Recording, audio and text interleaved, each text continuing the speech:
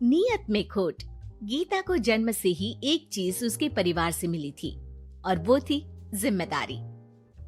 बेटा गीता, बाजार से ब्रेड लेकर आजा। तेरे छोटे भाई बहन को भूख लगने का समय हो रहा है। जी माँ, अभी लेकर आती हूँ। और तुझे बोला था ना कि नौकरी ढूंढ ले। पापा की नौकरी से अब घर चलाना बहुत मुश्किल हो रहा है। तेरे और भी 3 भाई बहन है बेटा। माँ, मैं गई तो थी एक फैक्ट्री में, लेकिन उन लोगों ने कहा कि मेरी उम्र कम है। ओहो, तो किसी और दुकान में देख ले या फिर कपड़े सिल लिया कर। लेकिन अब बेटा। हाँ माँ, मैं तुझे समझ सकती हूँ। मैं कल फिर जाऊंगी। बेटा देख ले, पिता भी बुजुर्ग हो चले हैं। मैं कभी कभी सोचती हूँ कि 4 घर का काम पकड़ लूं, लेकिन ये समाज। गीता माँ को गले लगाकर वहां से चली जाती है। धीरे धीरे वक्त गुजरता है और गीता के पिता से भी काम नहीं हो पाता है। अरे गीता की माँ, अब काम करते हुए हाथ कांपते हैं। किसी भी बच्चे की शादी नहीं हुई है। चिंता होती है, पता नहीं घर कैसे चलेगा। तभी पास की मौसी उन लोगों के घर आती है। अरे गीता की माँ, चिंता ना करो, तुम लोगों की परेशानी का हल है मेरे पास। आओ बहन, क्या हल है?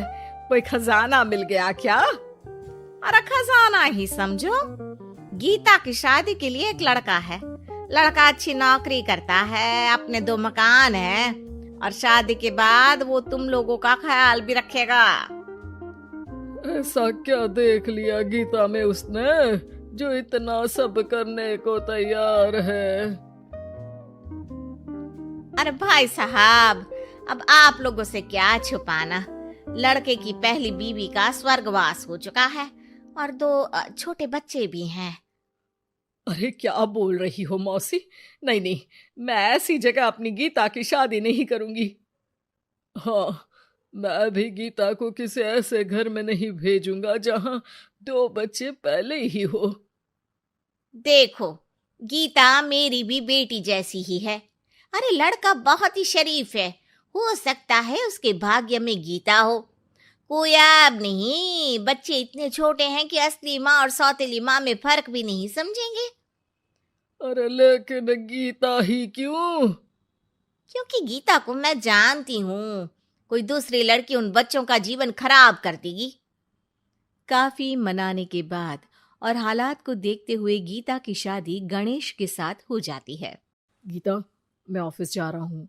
तुम्हें कुछ चाहिए तो मैं ले आऊंगा। मुझे कुछ पैसे दे दीजिए, मैं घर जाना चाहती हूँ। अरे लेकिन बच्चे। आप बच्चों की चिंता मत करिए, वो भी नानी का घर देख लेंगे। गणेश को गीता की बात अच्छी लगती है। वो उसे पैसे देकर ऑफिस चला जाता है। गीता दोनों बच्चों को लेकर माँ के पास जाती है। अरे मेरे नाती और नातिन, कितने प्यारे बच्चे हैं गीता। हाँ माँ, ये तो दोनों बच्चे मेरे ही हैं। चलो जाओ, अपने मामा और मौसी के साथ खेलो। फिर क्या था, गणेश के बच्चों को ननिहाल और गीता को अपने घर को पालने के लिए गणेश का सहारा मिल जाता है। माँ, ये पैसे ले ले, इनसे तू घर की टूटी छत बनवा लेना और राशन डाल लेना।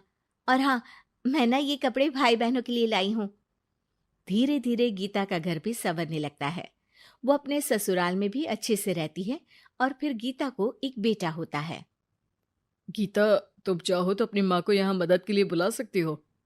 फिर क्या था, गीता की माँ बेटी के घर आ जाती है। लेकिन अब उसकी माँ गीता के बेटे और गणेश की पहली बीवी के बेटे से भेदभाव करने लगती है। अरे सारा दूध तू ही पी जाएगा, चल छोटे भाई को दे गिलास।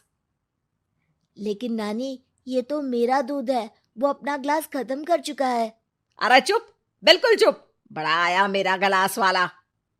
तभी वहां गीता आ जाती है। माँ, ये क्या बोल रही है? वो छोटा है और बहुत दूध है किचन में। अरे बहुत है तो क्या सारा इस सांप को पिला देगी? अपने बेटे का ख्याल रख, कल को तेरे 2 घर में से एक का हक मांगेगा तो क्या करेगी? माँ, तो दोनों का ही तो हक है ना प्रॉपर्टी में। अरे ना बेटा, सारा हक इस छोटे का है। तू समझती नहीं, कल को बड़ा होकर ये तेरे बेटे को जान से भी तो मार सकता है। अब माँ सारा दिन गीता को गणेश की पहली पत्नी के खिलाफ कान भरती। अब गीता भी माँ के रंग में रंग जाती है। एक दिन, सुनिए ना, हम लोगों के 2 घर हैं, एक घर क्यों ना मेरे बड़े भाई को दे दे, उसकी शादी हो गई है। और फिर हमारे तो दोनों बच्चे छोटे हैं, बड़े होंगे तब तक तो वो घर हमारे काम का नहीं है ना जी। सीधा साधा गणेश क्या कहता, वो मान जाता है और फिर गीता का भाई उसके एक मकान में शिफ्ट हो जाता है। गणेश के ऑफिस जाने के बाद गीता गणेश की पहली पत्नी के बेटे से कहती है, सारा दिन खेलते रहते हो, पढ़े नहीं तो काम पर लगा दूंगी, समझे? बेटा, जो अब सौतेली माँ से सहम चुका था, एक फैक्ट्री में जाता है। साहब, कुछ काम मिलेगा? बेटा, मुझे एक ऑफिस बॉय की जरूरत है, लेकिन तुम तो अच्छे घर के लगते हो।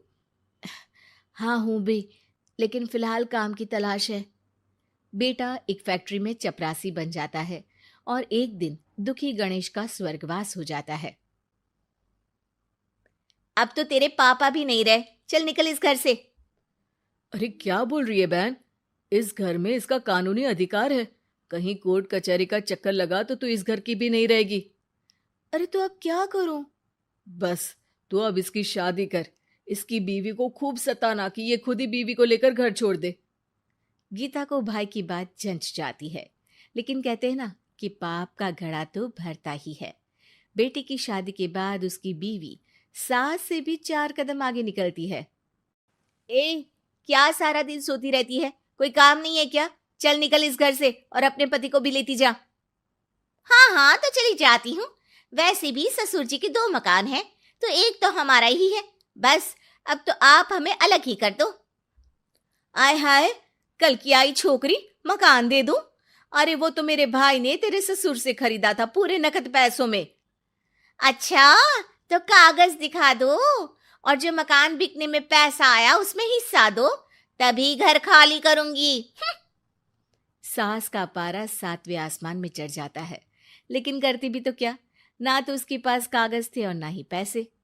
और हाँ सासू माँ, वो मेरी शादी में जो भर भर के जेवर पहने थे ना आपने, वो भी इनकी असली माँ के हैं, उन जेवर पर भी मेरा अधिकार है। देखा था मैंने अपनी पहली सास के फोटो में वो गहने पहने हुई, कितनी सुंदर थी वो, कितना जच रहा था उन पर ये सब। सास तो बहू की बात सुनकर दंग रह जाती है। हे भगवान, ये तो बहुत ही तेज है, इससे पंगा लूंगी तो ना घर की रहूंगी ना गहनों की, और पैसे भी हाथ से चले गए। अब क्या था, गीता को सालों बाद उसका तोड़ मिल जाता है। अब घर में सुख शांति हो जाती है।